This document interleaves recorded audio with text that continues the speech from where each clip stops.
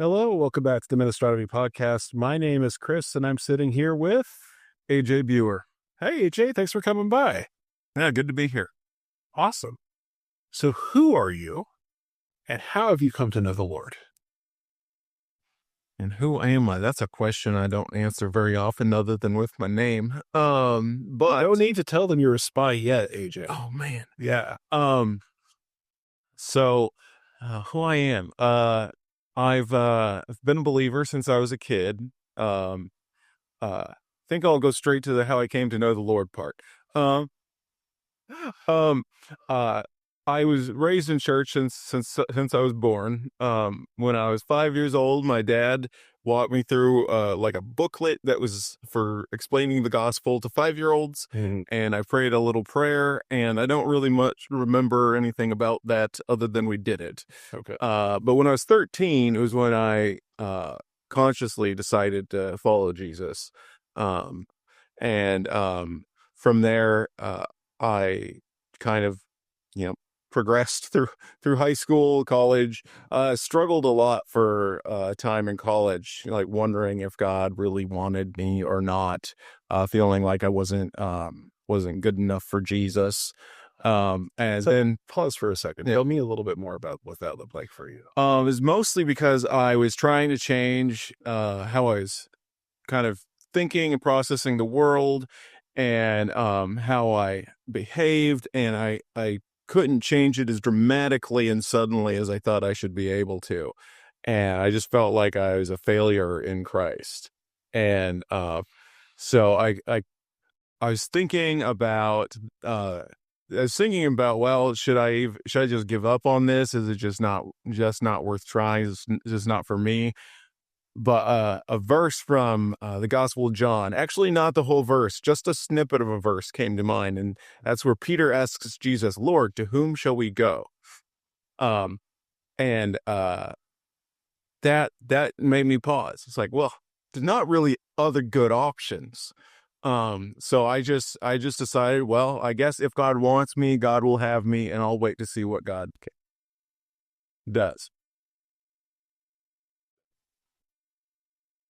Please, I'll do the whole thing, and I'll wait to see what God does. Yeah.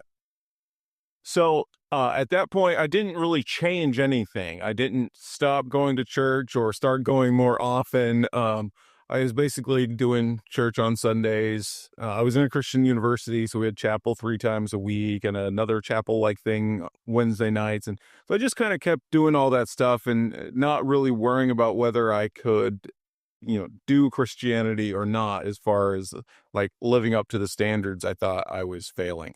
And to be fair, I was failing. Like, it's not like they were, it's not like I was actually doing just fine. But I think my understanding of how God works to grow us in our faith and faithfulness to Christ, I had a picture of it being sudden, and I don't think that is how God usually actually works in us. Gotcha. But I did not understand that when I was 20 years old. Like sanctification was an instantaneous process. Right. Gotcha.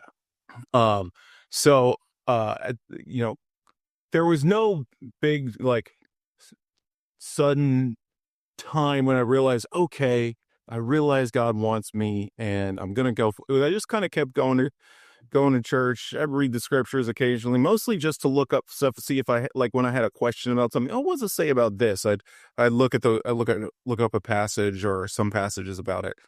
But I just kind of kept going along, and God worked in me slowly without me really seeing it happening.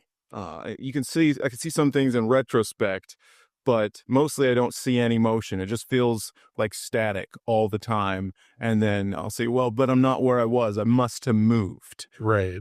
Yeah. It's like the rocks dragging across the desert. Nobody quite knows how they move, but we suspect it's a thin layer of ice in the wind. Never mind on that. I thought they were actually troll creatures that would wake up when no one's watching. That was also my assumption. But anyway, yeah, do you feel like that's a very common Christian experience? Because I would say that's often mine. Yeah, like this idea that you mean the experience of growing but not being able to feel any growth happening? Exactly. Yeah, I think that's almost the only way it happens. Hmm. Um Now maybe somebody could tell me at some point, no, I feel growth all the time, and then I could be bitter. Uh, Preacher pushed my head down. I fell on the floor, and all of a sudden I was better. And yeah, it's like, exactly. It's like all the great moral and character development from falling over. yeah, it's pretty awesome. So how did you go from that point of kind of working out your faith with the Lord and growing up as a person and discovering your faith on not your own terms, but sort of growing into realizing what it was to you and what it looked like? In what ways did that lead into service? Part of it was I got, I mean, I kind of stayed involved with my church. And, well, when what I just described was happening, that was, I was living in San Diego, but I came back to Sacramento, went back to the church I'd, been in when I was a kid, met people there. I was involved with the young adults Bible study, just attending that. And, eventually, one of our pastors asked me if I'd like to teach an adult Sunday school class. Had been in church my whole life and had a degree in theology, so it seemed like it would make sense to ask me to teach a class. Mm. And I said, sure, I could do that. And he explained it's like modular classes, so you might teach 8 weeks at a time, and you can teach the next 8 weeks after that with another thing or not.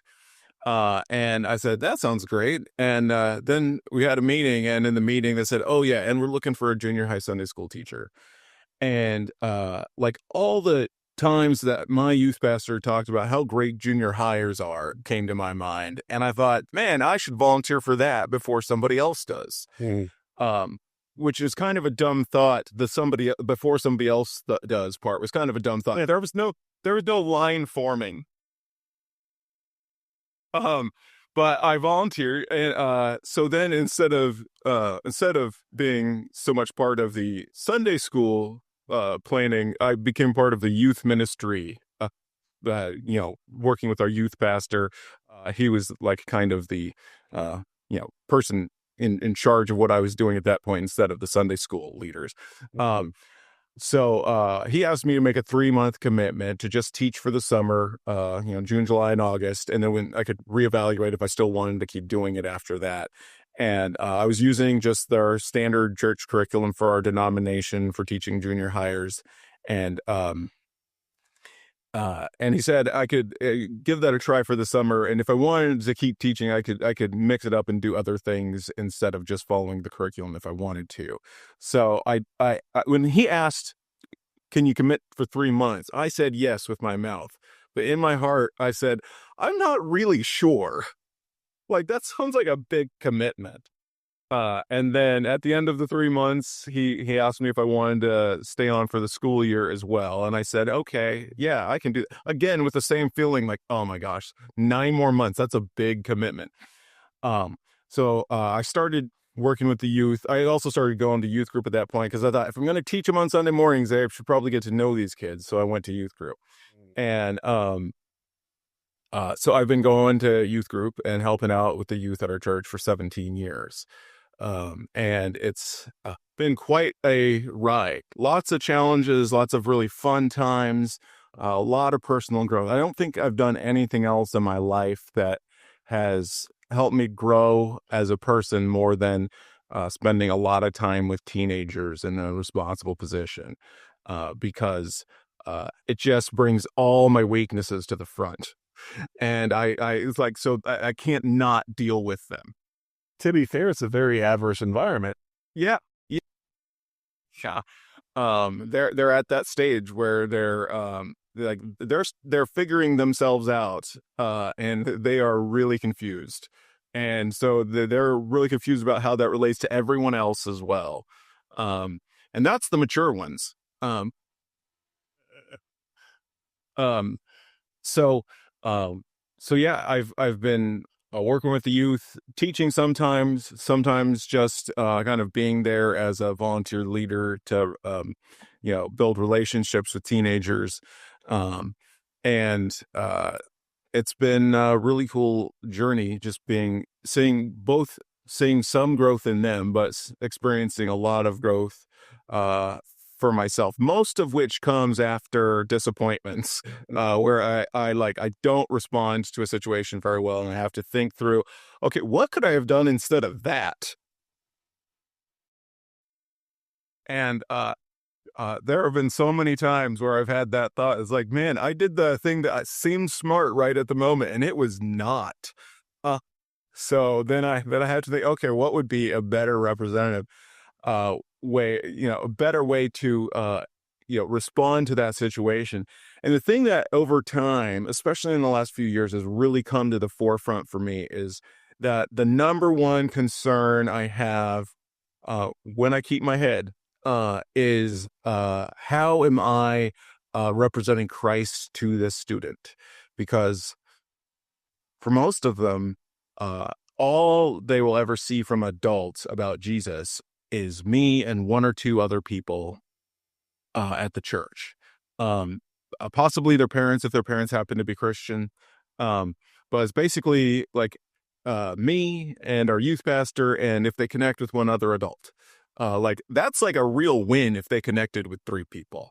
And hopefully they're all positive connections that represent Christ well, because negative connections can happen too, even accidentally, where they like take something wrong or I say something wrong, and that could make them think, well, if that's what Christians are about, then I'm done with that.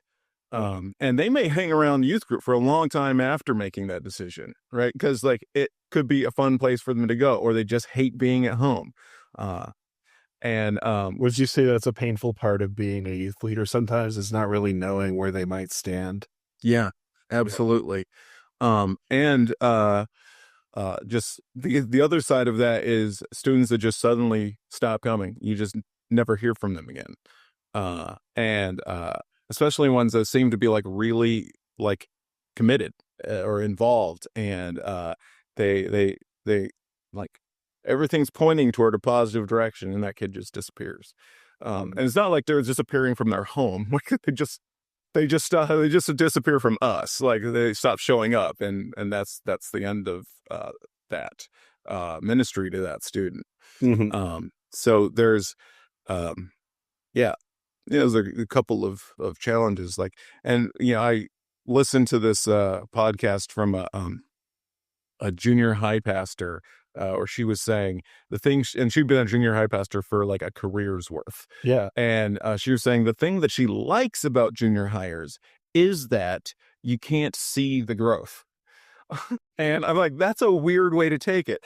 But uh, but she found once she really accepted that, it took the pressure off. Like if this kid says they love Jesus and they're still being a little brat, that doesn't mean they don't love Jesus. Right. They are immature. And those are not the same thing.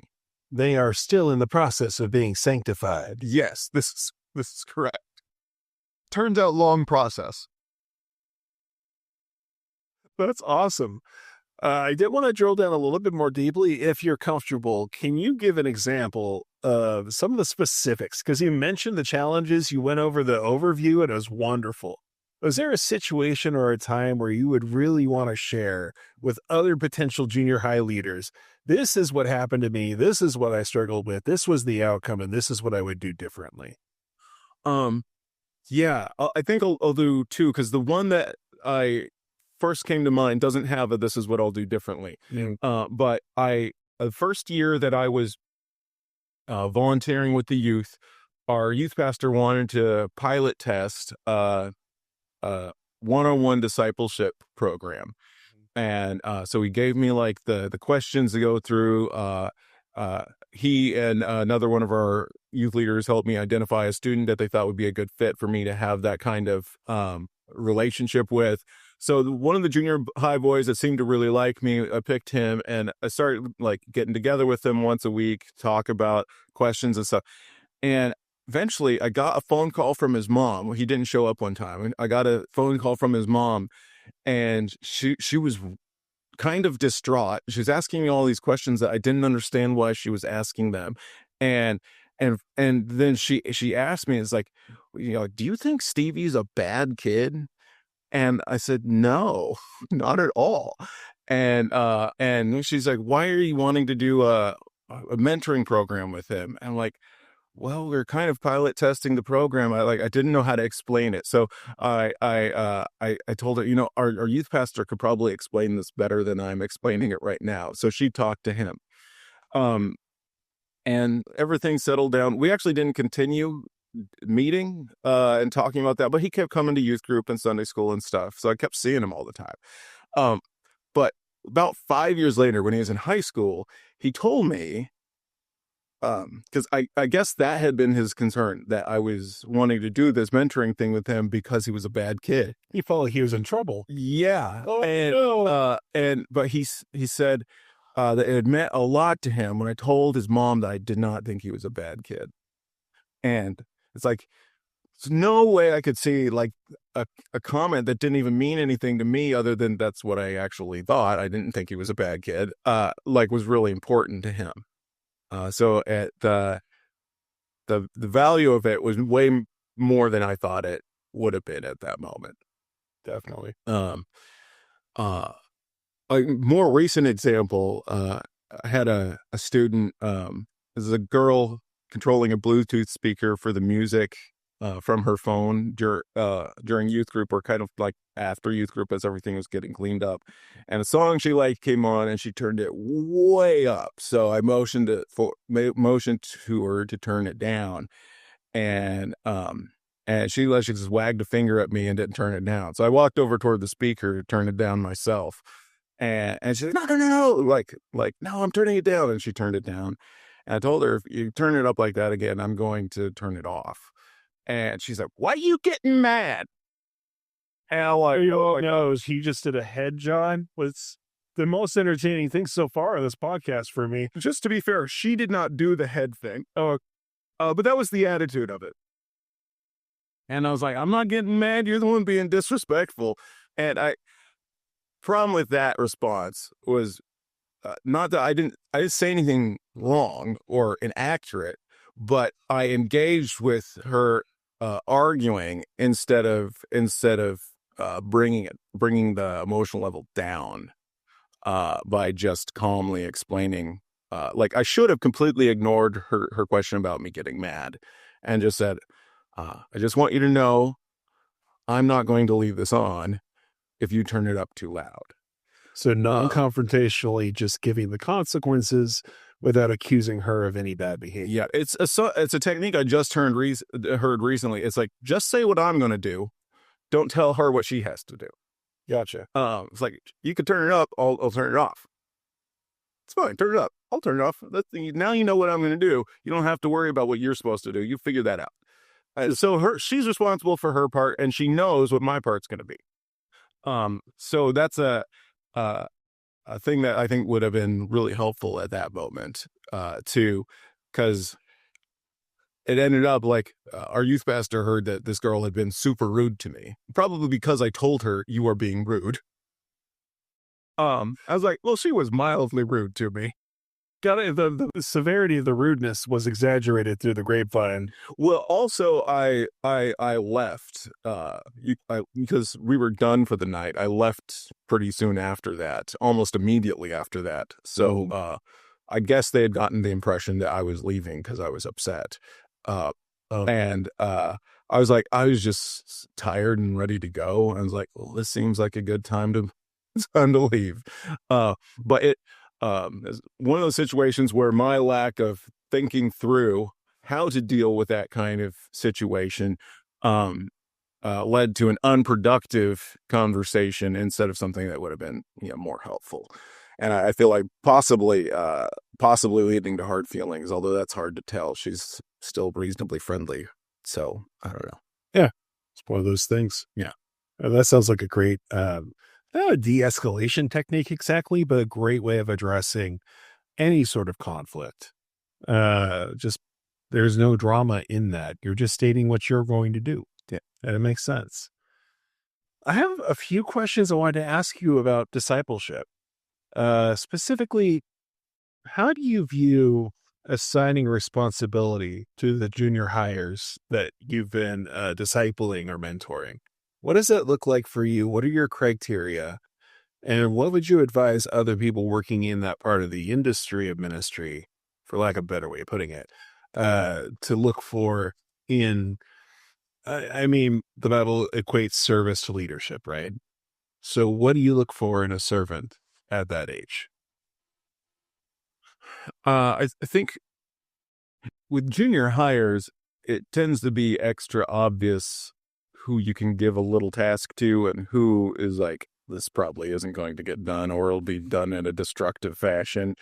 um, I rarely come across instances where there's a real significant opportunity for a junior hire to serve in my particular realm of what I'm leading. Mhm. Because for the most part, it's all being led by our youth pastor, except for a class I teach on Sunday mornings. Right.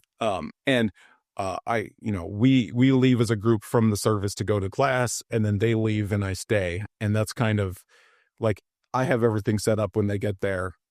They leave before I take everything down. So there's not really much for them to do. There's not much to be done. The one thing that I usually ask somebody to do is to close the door. And it's like, you don't really even have to pick a responsible kid. You may not, I wouldn't pick the kid that's particularly squirrely that morning to get up and go close the door, because all this other stuff might happen in the process. But for junior hires, there's not much that I have for them to do. Occasionally, yeah, it's something I've dealt with so little that I don't really have a good framework for it, if that makes sense. Like I don't usually need to ask a student to do something, and I don't really have much that I'm doing that I could pass off to a student. So the ending prayer is one of those things that can be passed off. And I occasionally do that, but usually if I ask, I get a tree full of owls look, where they're just like all big eyes and not moving, or they all look at the ground. Uh, so it's owls or sad dogs, I guess. I don't know. Sure. Yeah. So yeah, I don't really have much delegation experience with the teenagers. Occasionally, there will be a situation in cleanup for me in youth group where I'll see something and I'll pass it to one of the students that's already taking responsibility, and it's like, oh, here's a thing you could do right now. But in any sort of organized way, I don't delegate really. Yeah. It makes sense, especially for that age group. I did have a question related to that, but just kind of your personal opinion. Do you feel like responsibility begets commitment, or commitment begets responsibility? I think it's a virtuous cycle, Interesting. or a vicious cycle if it goes the other way. You can't have responsibility that you could have a responsibility that you're not committed to. That is called irresponsibility. Yes. So helping students become responsible is a worthy goal that I have not really worked on, if that makes sense. But I think if someone is given a responsibility, you find out whether they're willing to commit to that responsibility. And if they do, then they'll probably become capable of accepting more responsibility and becoming more committed. Do you think that, I'm asking committed more in a broader sense, do you feel like that makes them more committed to the group when they have something to do? Yeah, I think so. It's seeing the students with, especially the last few years, we've had some juniors and seniors that have gotten really involved in, like, they know how to set up and tear down all the stuff we use for youth group. better than anybody but our youth pastor, basically. Hey. And they take total responsibility. A couple of them take total responsibility.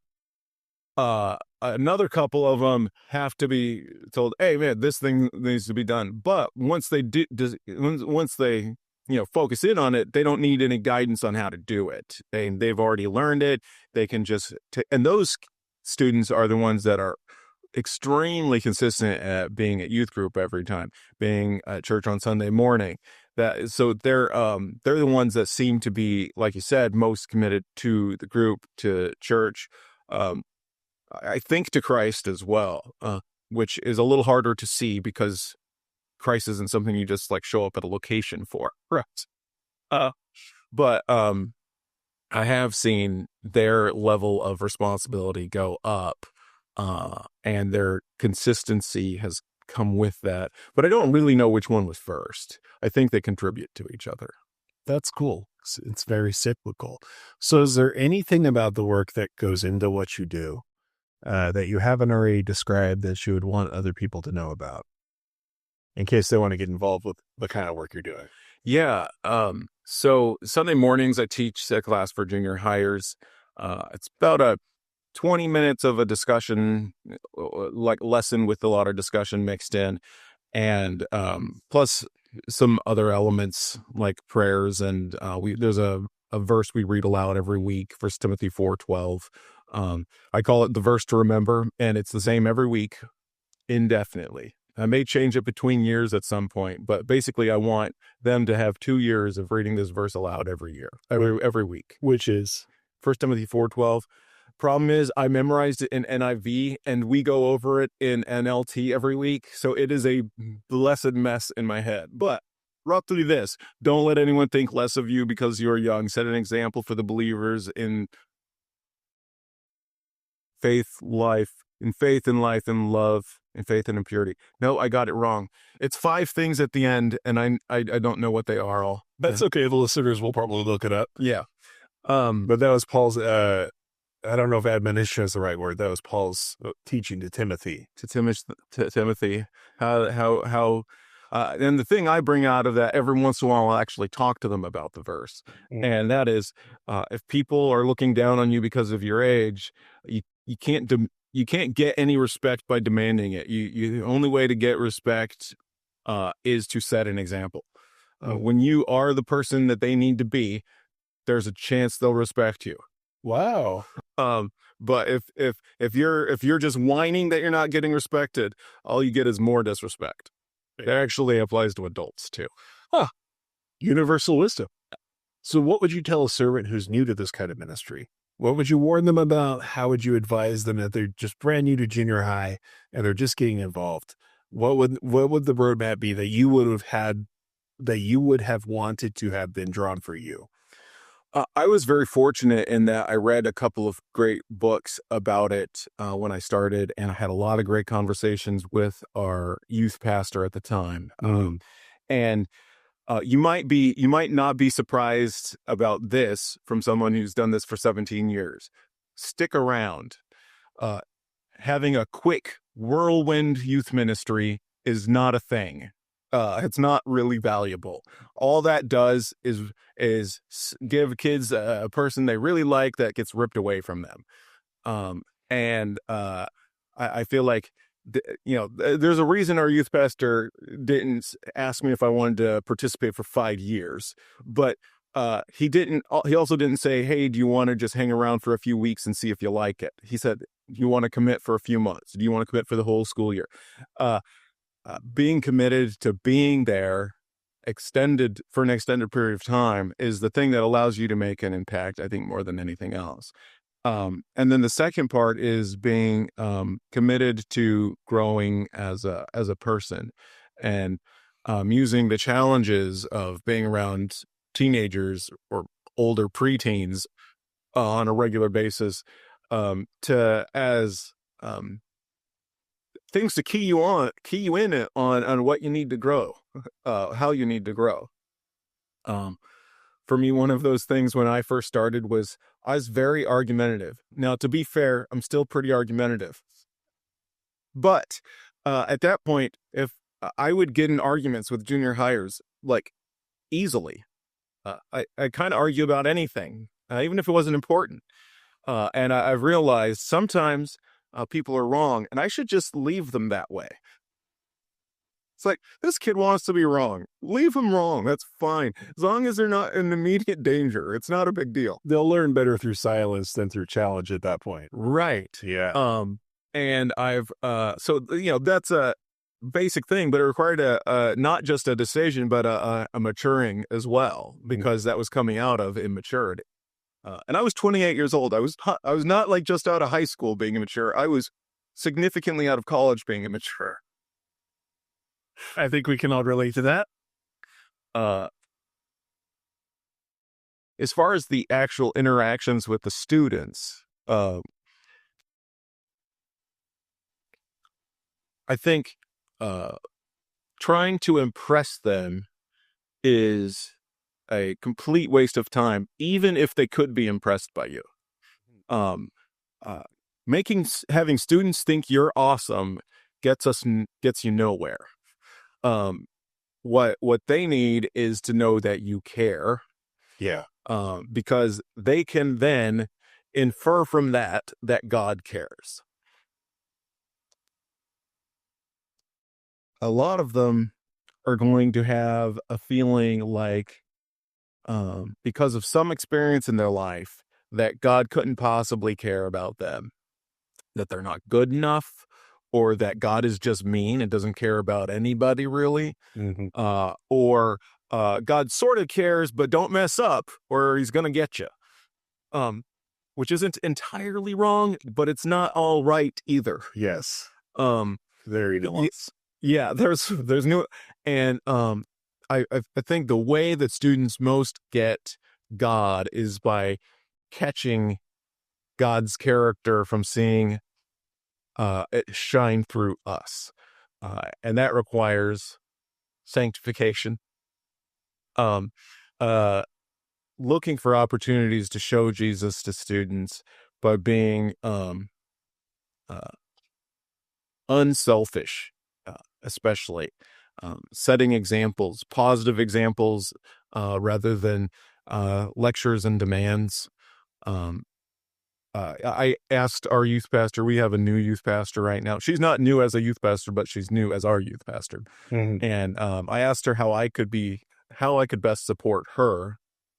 And she said the number one thing is, whatever we're doing, show the students what we're doing by doing it.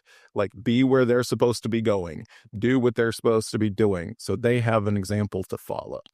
And I think being in there and being an example is way more powerful than telling the students what they're supposed to be doing. Sometimes it has to be both, but telling without showing is almost a waste of effort, because it's a monkey see, monkey do kind of situation. Most definitely. And along with that is what I'm doing behind the scenes in my own personal walk with Christ should reflect what I'm hoping they're going to do in their personal walk with Christ. It's like, if I tell a kid, you really should be praying every day, and I'm not praying every day, that's going to ring hollow. Yeah. And if I tell our students all the time, there was some study that showed that people who read the Bible 4 or more days per week, more days each week than they don't, that's when it starts making a difference.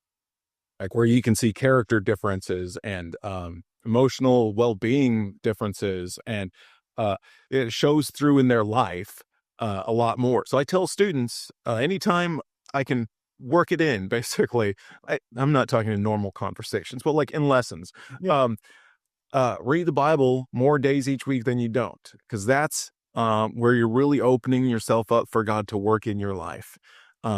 It's that consistency. But I read the Bible every day.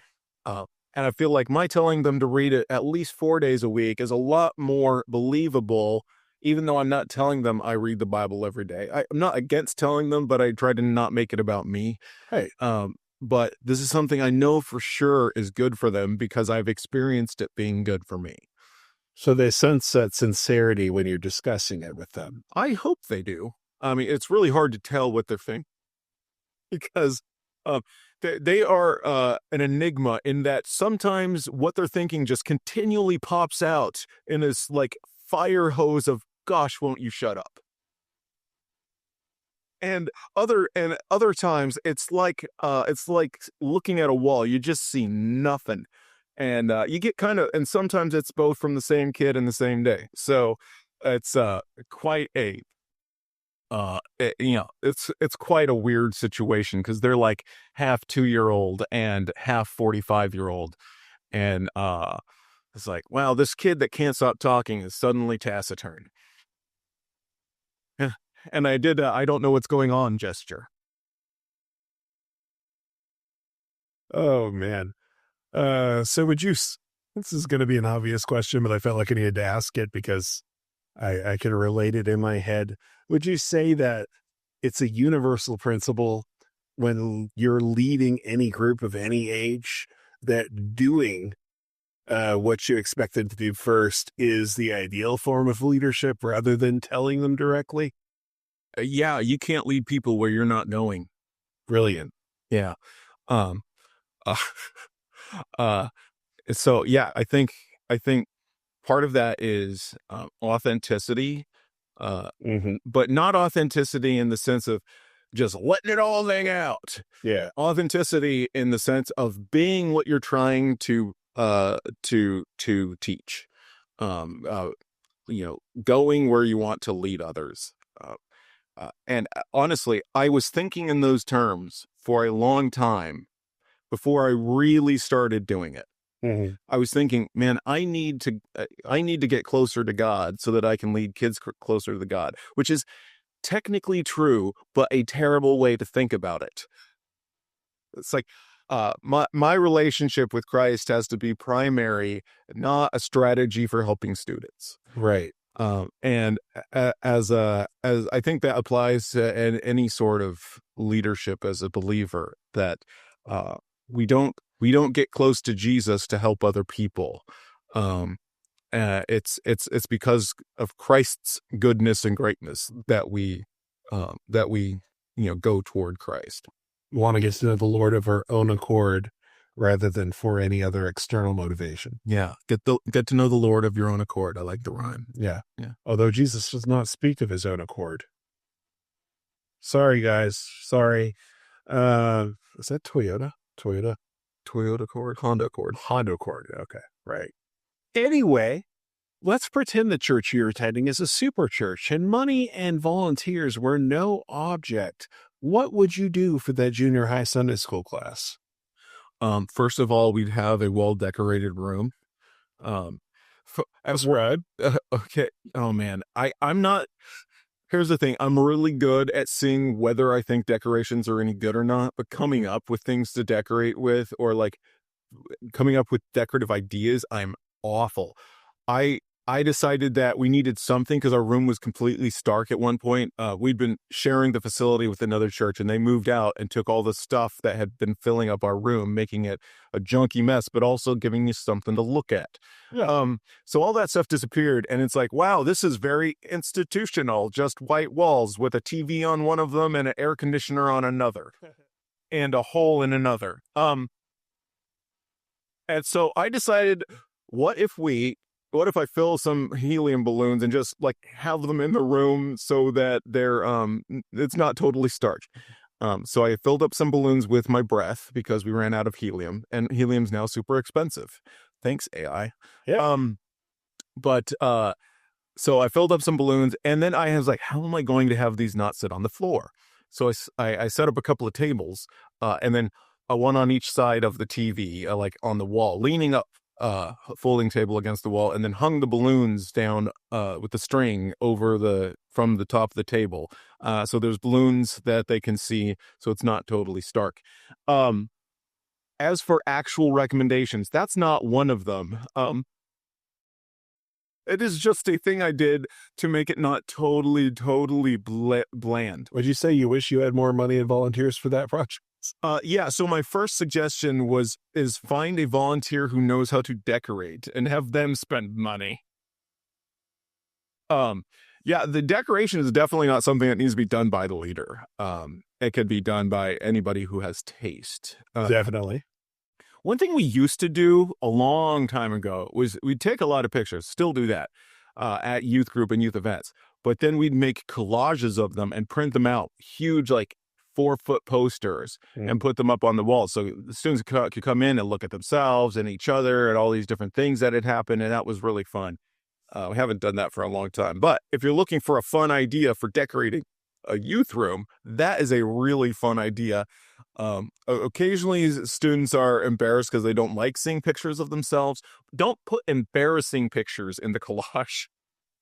But if they get embarrassed just because they don't like pictures of themselves, it's a little bit less of an embarrassment than if it was an embarrassing picture and they don't like pictures of themselves. But that can be really fun because it feels inclusive, especially if you're adding a new collage periodically. So you include newer students. You do not want collages of 5-year-old pictures on your youth room wall. I agree with that. That is just like, who are they? Keep current. Yeah, keep it current. So if I had unlimited volunteers, um, coaching other volunteer leaders into being able to teach more is something I'd like to do. I started a little bit of that, and then the guys that I was coaching along had challenges come up that made it hard for them to be attending consistently. So that's kind of fallen away. But as a teacher, I'd like to train up other teachers. Now I'm not doing this after a couple of years of practice. I'm doing it after quite a while. So if you have if you have a developed skill that is relevant to the ministry, finding other people who would like to do that thing and helping them along with learning to do it, which means I'm giving up times I could teach to have someone else teach, which that was emotionally challenging before I really settled it in my mind that having other teachers available and having other voices speak to the students is more important than me having control over exactly what gets said. Definitely. If they really get something wrong, part of it is they are good friends of mine. So if I really get something wrong, or if they really get something wrong and I need to say, well, actually, it's a little more like this, I can do that. It's not like I'm not there. Yeah. But the few times we've done this so far, it hasn't been a problem. Right. It gives them an opportunity to grow by their own study and preparation, and an opportunity for them to connect with the students in a different way. Because for the most part, I'm almost the only one talking to the students for the adults in the room because I'm teaching, I'm doing the talking. So with volunteers, finding ways that they can partially or wholly take over responsibilities, not just so that you don't have so many responsibilities, but also because you get more of that buy-in. I think people who are doing something specific are much more likely to do the sticking around for a long time. Like we talked about earlier. Yeah. But for the volunteers. Right. I like it. Yeah. So finding what people are interested in, and part of that is just asking. For the couple of guys that I've had teach, one of them had volunteered. Like, he asked me if he could come join us for the class and just be there. And I talked to him. The main thing we want from adults in the room is to be in the room long enough, repeatedly enough, actually, to get to know the students so they get comfortable around you. But then I thought, well, this guy is a real learner. I bet he could teach too. Mm-hmm. That happens to be the particular thing that I'm qualified to help someone learn to do.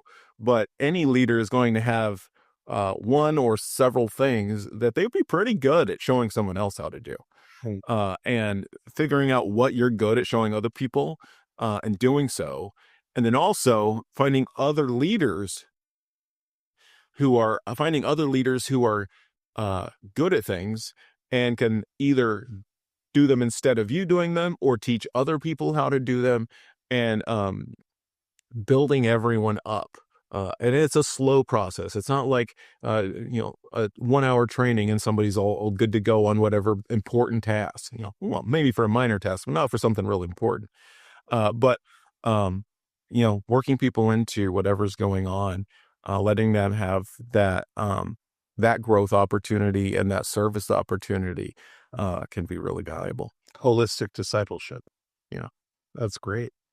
Well, I wanted to celebrate a milestone here at Minestronomy. AJ is my first guest that is not from my church. Oh, nice. So we're interchurchinal. Hopefully there's many more to come. I'd like to thank everybody also from my church that participates in this podcast. It's been amazing so far. Just so you folks have a bit of a preview of what I'm intending here, every once in a while I'm going to start checking in to give you an idea of the path, but I would like to also start covering specific topics. I'd like to bring guests back to talk about different things that they spoke about in their testimony and service discussion. And eventually that might lead to other podcasts. So we'll see, but I'm really excited. And thank you for coming, AJ. I appreciate your time. This has been a lot of fun and very informative. So thank you. Yeah, I really enjoyed it.